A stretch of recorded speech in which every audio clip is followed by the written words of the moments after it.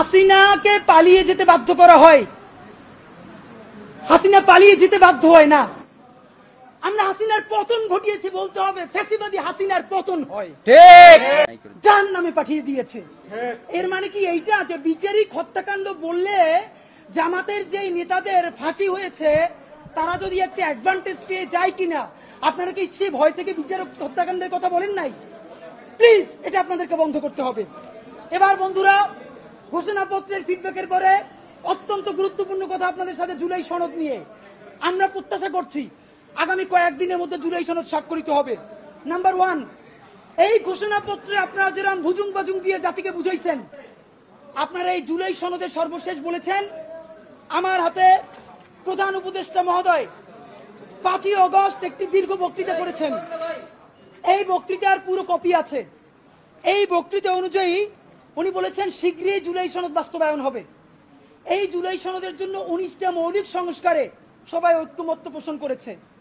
এরপরে যে কথাটা আর বলা হয় না, এই 19টা ঐক্যমত্যের মধ্যে বিএনপি বলেছে তার মধ্যে 10টাই তারা নোট অফ ডিসেন্ট দিয়েছে। তো নোট অফ ডিসেন্ট কি? নোট অফ ডিসেন্ট হলো আপাত দৃষ্টিতে আমি এটা মাইনে নিলাম, কিন্তু আমি আসলে এইটার সাথে একমত না। তাহলে বিএনপি এই 19টার মধ্যে যেই 10টা নোট অফ ডিসেন্ট দিছে, সেই 10টাই তো মোস্ট সিগনিফিকেন্ট জায়গা, ঠিক? তাহলে বিএনপি সরকার গঠন করার পরে এর একটাও যদি বাস্তবায়ন না করে, তাহলে আমরা কেমনে বিএনপিকে ধরবো বলেন? মানে এর আইনি বাধ্যবাধকতা কোথায়? বিএনপি তো তখন বলবে, কেন ভাই, আমি তো বলেই দিয়েছি স্বাক্ষর করার সময় যেখানে আমার দ্বিমত আছে, এখন আমি এটা পারতেছি না বাস্তবতায়। মজার ব্যাপার বলি, সরকারের কয়েক জায়গায় জিজ্ঞেস করেছি, বলেন তো 19টা মৌলিক সংস্কারের মধ্যে আপনাদের কাছে একটা মোস্ট সিগনিফিকেন্ট কোনটা? তারা বলেছে সংসদের উচ্চকক্ষে পিআর ব্যবস্থা আনুপাতিক হারে। এবং আপনাদেরকে জানাই রাখি, সংসদের উচ্চকক্ষে যে পিআর, বিএনপি এখানে নোট অফ ডিসেন্ট দিয়েছে। এই সংসদের উচ্চকক্ষে বিএনপি যে নোট অফ ডিসেন্ট দিয়েছে, এটাও যদি সে বাস্তবায়ন না করে, তাহলে আমরা, মানে আপনি ভাবেন আমরা কি কারণে, ঠিক কোন কারণে আমরা এখন এই কথাগুলোকে বিশ্বাস করবো? রাজনৈতিক দলগুলোকে তারা ইন্টারিম থাকা অবস্থায় আমাদের চোখের সামনে 47কে নাই করে দিল, পিলখানাকে নাই করে দিল, শাপলাকে নাই করে দিল, নিরাপদ সড়ক আন্দোলনকে নাই করে দিল, বিচারিক হত্যাকাণ্ডের কথা তারা বললো না। যেই তারা ক্ষমতার মসনদ পেয়ে যাবে, এই কথা বলার পর যে আমরা আবার জেলে যাব না, তার প্রমাণ কি আপনাদেরকে বল? তাহলে আপনারা এটা কি চান? ডক্টর ইউনূস সাহেব, নাম্বার 2, আপনাকে বলতে চাই, আইনি বাধ্যবাধকতা আমাদেরকে অন্তত 20 জন শহীদ পরিবার বলেছে। ডক্টর ইউনূস সাহেব, আমরা এখন পর্যন্ত যতদূর বুঝতে পেরেছি, আপনার ক্যাবিনেটের অলমোস্ট সকল উপদেষ্টা প্রতিদিন আপনাকে একটা আর্মি কুয়ের জুজু দেখাচ্ছে, ঠিক? আপনি সচিবালয় সংস্কার করলেই আর্মি টেক ওভার করবে, আপনি যদি পিলখানার কথা বলেন আর্মি টেক ওভার করবে। এইটার একটা প্রমাণ কি দিয়েছে? বাংলাদেশের ছাত্র জনতার একমাত্র প্রতিনিধি বানিয়েছে তারা এনসিপি কে। প্রধান উপদেষ্টা কান খুলে শুনে রাখেন, এনসিপি একটা রাজনৈতিক শক্তি, কিন্তু কোটি কোটি জুলাই যোদ্ধাদের একমাত্র মুখপাত্র তারা নয়। এনসিপি সমাবেশ করলে লোক কম হয়, এর মানে এই না যে মানুষ জুলাই ভুলে গেছে অথবা জুলাইয়ের রক্তের সাথে সে গাদ্দারি করার কাউকে অনুমতি দিচ্ছে, ঠিক? বরং এনসিপির সাথে লোক কম হয় এর বড় বাস্তবতা হলো তারা মনে করে বিএনপি বা জামাতে ইসলামী ঠিক যেভাবে জুলাইকে বিভিন্নভাবে বিজনেসের মডেলে নিয়ে এসেছে, এনসিপিও এখন সেটাই করছে, তাই যারা এনসিপির সমাবেশে আসে না, ঠিক? কিন্তু এই মানুষ, কোটি কোটি মানুষ এখন পর্যন্ত রাস্তায় নামতে প্রস্তুত, যদি আপনি একটা বিপ্লবী ভাষণ দিয়ে জনতার পক্ষে সংস্কারের আপার হ্যান্ড নিয়ে নিতে পারেন। প্রধান উপদেষ্টা, আপনাকে বলি, আপনার উপদেষ্টারা সারাক্ষণ জুজুর ভয় দেখায় না? আপনারে বলি, একটু কান দিয়ে শুনেন, যদি ওয়াকার সাহেবের এবং আর্মি জেনারেলদের সাহস থাকে, আই রিপিট, সাহস থাকে, একটা কুক ওই দিয়ে দেখাইতে বলেন, ঠিক? ভাইরা, ব্যাপারটা এমন না, লিথাল উইপেন যখন চলে তখন পুলিশের উইপন আর আর্মির উইপেনের পার্থক্য থাকে না, প্রত্যেকটাই জীবন কাইড়ে নেয়। এই মাত্র একটা বছর আগে আমাদের হাজারো হাজারো শহীদ যেই গুলিতে শহীদ হয়েছে, এর চেয়ে দামি গুলি তো আর আর্মি আমাদের উপরে ব্যবহার করতে পারবে না। আপনি মনে রাখেন, এই ওয়াকার সাহেব অথবা আর্মি যদি কোনো কু করার চেষ্টা করে, জনগণ গিয়া ক্যান্টনমেন্টের ইট খুঁজে নিয়ে আসবে, ইট, ঠিক? একটা ইট ক্যান্টনমেন্টে আস্থা থাকবে না, আপনি যাইকে রাখেন, ঠিক? আপনি কারে ডরান? আপনি ভোট নেন, মিনিমাম 100 রিকশাওয়ালার সাথে কথা বলেছি গতকাল পর্যন্ত, প্রত্যেকে বলে এই উপদেষ্টাদেরকে তারা বিশ্বাস করে না, কিন্তু ইনুস বেড়া ভালো। এর মানে সারা বাংলাদেশের জুলাই যোদ্ধারা, জুলাইয়ের পক্ষের শক্তিরা আপনার মুখটা দেখা এখন পর্যন্ত এই সরকারের একটা হাত ধরে রাখছে। কিন্তু এই উপদেষ্টাদের কেউ কেউ ইতিমধ্যে রাজনৈতিক দল যারা সামনে ক্ষমতায় আসবে তাদের সাথে নেগোসিয়েশন করে কেউ সামনে আইনমন্ত্রী হবে, কেউ অন্যান্য মন্ত্রী হবে, কি কি হবে এইটা পাকাপোক্ত কইরে এখন তাদের জবানে আমাদের ঘোষণাপত্র লিখে দেয়। ঠিক এখন সেই ক্ষমতায় যারা আসবে সেই দলের মুখপাত্র হয়ে তারা এই সরকারের মধ্যে কাজ করে। প্রধান উপদেষ্টা, আপনার একটা কথা বলি, আমরা আগেও বলেছি এই সরকারের সকল উপদেষ্টার এক পা অন্য দেশে, বিপদ হইলে ভাইগে যাবে, কিন্তু আমরা দৃঢ়ভাবে বিশ্বাস করি আপনি ভাগবেন না। এর প্রমাণ, আপনি যদি ভাগতেন পৃথিবীর কোন দেশ আপনারে রাখতে চায় না বলেন? তাহলে হাসিনার আমলেও 10 তলা বিল্ডিং বাইয়া আপনার আদালতে হাজিরা আপনি দিতে আসতেন না। ঠিক, আপনি তখনই বিদেশ থাকতে পারতেন। আপনি এই দেশে থাকতে চান বলেই আপনি আসছেন, আমরা বিশ্বাস করতে চাই। মাননীয় প্রধান উপদেষ্টা, আপনি বাঁচবেন কয়দিন বলেন? আপনার এত বয়স হয়েছে, বাংলাদেশের গড়ায় উঠছে প্রায় 20 বছর বেশি পাচ্ছেন।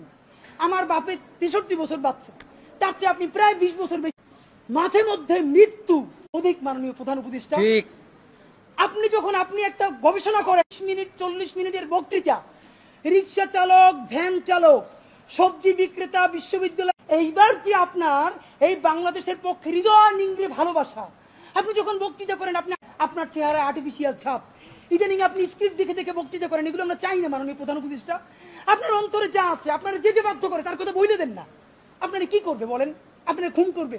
আপনি প্রায় 80 বছর বাঁচছেন, আর কয় বছরই বা বাঁচবেন? আপনি কি করে?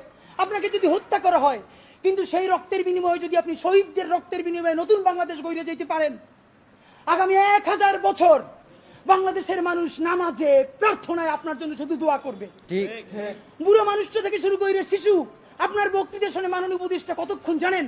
যতক্ষণ আপনি জুলাইয়ের জবানে কথা বলেন। কিন্তু যেই রাজনৈতিক দলের কাছে কোন ধরনের সংস্কার ছাড়া আপনি নির্বাচনের কথা বলতেছেন, আপনি কি কি বলছেন আপনারা একটু পড়িয়া শুনাই। আপনার ঘোষণাপত্র থেকে অল্প কয়েক জায়গা মার্ক করে নিয়ে আসছে। মাননীয় প্রধান উপদেষ্টা, আপনি বলছেন যে সামনের নির্বাচনে, এবারের নির্বাচন যেন আনন্দ উৎসবের দিক থেকে, শান্তি শৃঙ্খলার দিক থেকে, ভোটার উপস্থিতির দিক থেকে, সৌহার্দ্য আন্তরিকতার দিক থেকে দেশের ইতিহাসে স্মরণীয় হয়ে থাকে, এই সকল আয়োজন করা হবে। মাননীয় প্রধান উপদেষ্টা, 6 মাস বাকি আছে। এই 6 মাসের মধ্যে আপনি এই উদযাপন কেমনে করবেন? নির্বাচন শুরু হইতে পারে না, এর মধ্যে মানুষকে হত্যা করতেছে রাজনৈতিক দল একটা আরেকটারে। তাহলে এই আমলা, এই পুলিশ, যেই পুলিশ রাজনৈতিক দলের ছত্রছায়া আবার হত্যাকাণ্ড ঘটাবে, আপনি তারা দিয়ে কেমনে পারবেন? প্লিজ আপনার এই বৃদ্ধ কাঁধে রাজনৈতিক দলগুলোর বন্দুককে রাখতে দিয়েন না। আপনি না পারলে কুইট করেন, ওরা নিজেরা বুঝে খাক।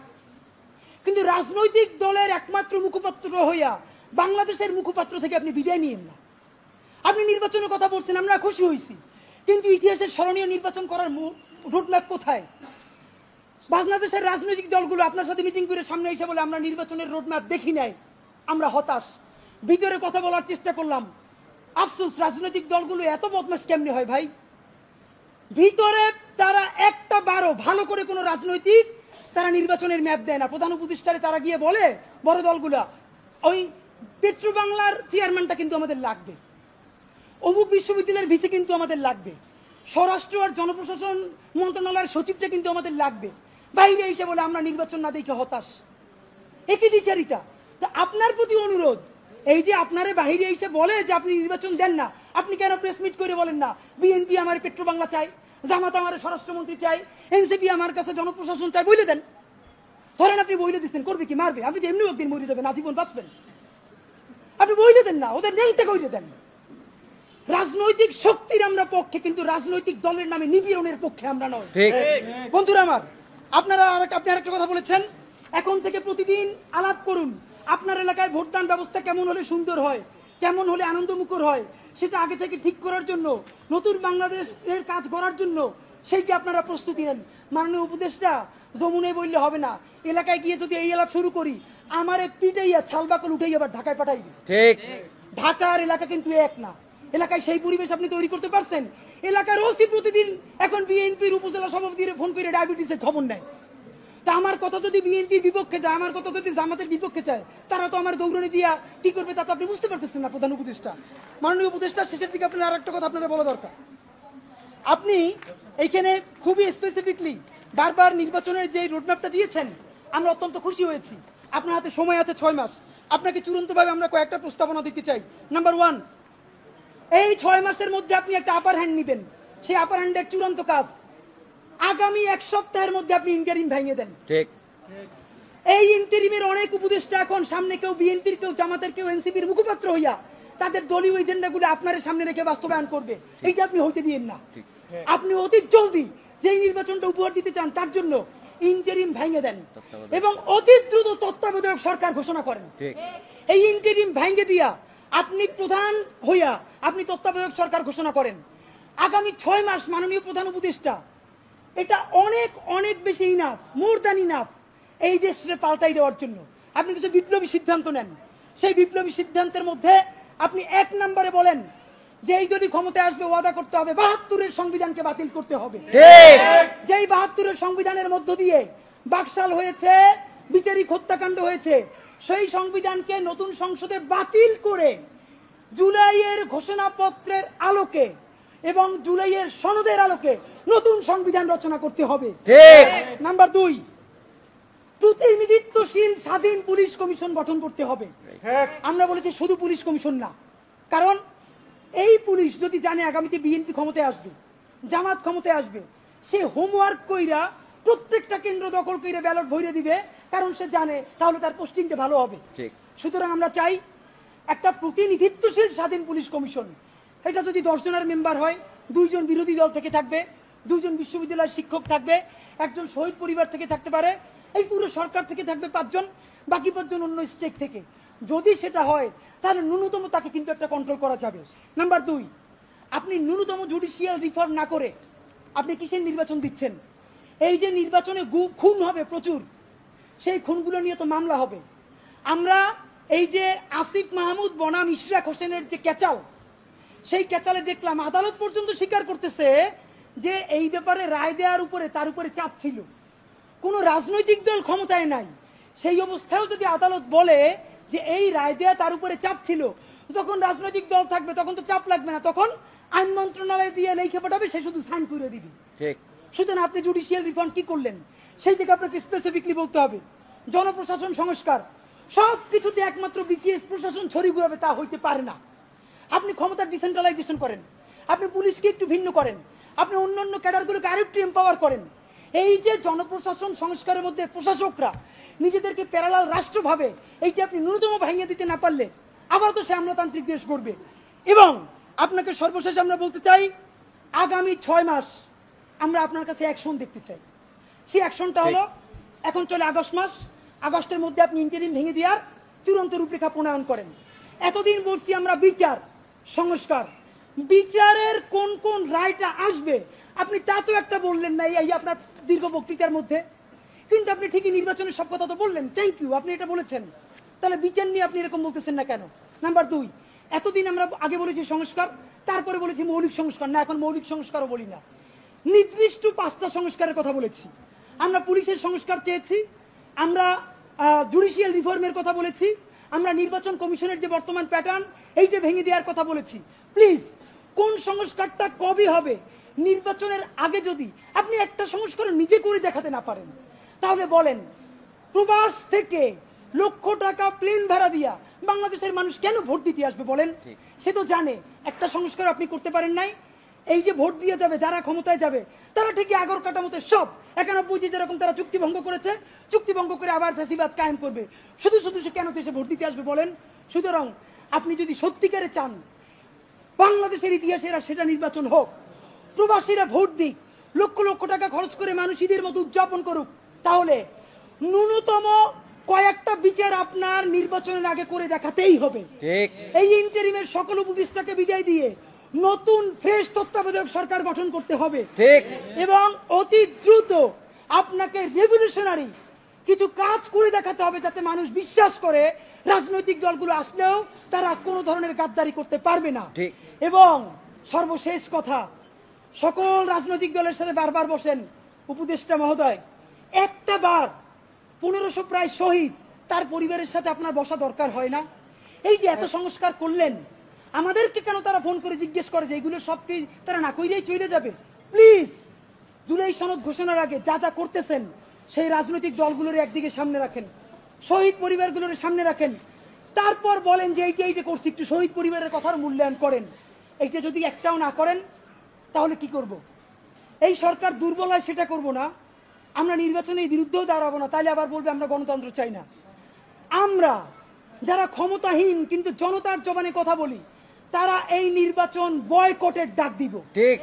তখন একমাত্র যারা ক্ষমতায় এসে দুর্নীতি করবে সেই 20% মানুষ ছাড়া আপনি কোন কেন্দ্রে একটা কাক বিড়ালও খুঁজে পাবেন না। মাননীয় প্রধান উপদেষ্টা, ঠিক। জনতা শক্তিশালী না ক্ষমতা শক্তিশালী, আপনি যদি সেটা চ্যালেঞ্জ হিসেবে নিতে চান তাহলে কোনো সংস্কার ছাড়া নির্বাচন দিতে পারেন, কিন্তু শত শত যে লাশ তারা ফালাবে সেই দায়ও আপনার নেওয়া লাগবে। মাননীয় প্রধান উপদেষ্টা, আপনারে আমরা ভালোবাসি জুলাইয়ের জন্য, আপনি প্লিজ তাদের বন্দুক আপনার কাঁধে নিয়ে আপনি বিদায় নিয়েন না। আপনি জুলাইয়ের বন্দুকটা হাতে নেন, রাজনৈতিক দল আর্মিরে ডাইকে বলেন যদি আমার হেল্প করেন করেন, নইলে যা যা করছেন সব বইলে আমি বিদেশ চলে যাব। যেই বাংলাদেশ জুলাই অর্জন করছে সেই জুলাই আবার তাদের বিরুদ্ধে রক্ত দিয়া ইনশাল্লাহ ইনসাফের বাংলাদেশ গড়বেই। বাংলাদেশ জিন্দাবাদ, ইনকিলাব জিন্দাবাদ।